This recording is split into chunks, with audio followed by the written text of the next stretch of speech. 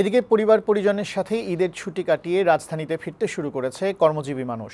সকাল থেকেই Kamalapur rail station, রাজধানীর বাস টার্মিনাল আর সদরঘাটে দেখা মেলে ঢাকায় ফেরা যাত্রীদের।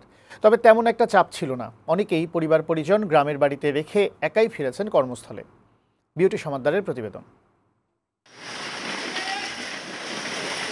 বুধবার সকাল থেকেই রাজধানীর কমলাপুর রেল স্টেশনে কিছুক্ষণ পর পর এসে থামছে ট্রেনগুলো। এসব ট্রেনের অধিকাংশ যাত্রী ঈদের ছুটি কাটিয়ে বিভিন্ন অঞ্চল থেকে ফিরছে কর্মস্থলে। তবে এখনো তেমন ভিড় দেখা যায়নি। ছুটি শেষে অফিস খুলে যাওয়ায় ফিরে আসতে হয়েছে অনেককেই। রাস্তার ভোগান্তি ও যানজট এড়াতে অনেকে আগেভাগেই ফিরছেন। কেউ ফিরছেন পরিবার পরিজন সহ, কেউ বা একা।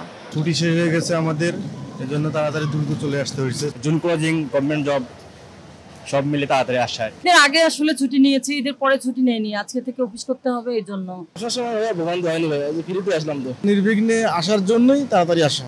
একই চিত্র রাজধানীর বাস টার্মিনালগুলোতে। সকাল থেকেই দূর দূরান্তের বাসগুলোতে ঢাকায় ফিরছে অফিসগামী মানুষেরা। স্বস্তিতে ফিরতে পেরে খুশি তারা।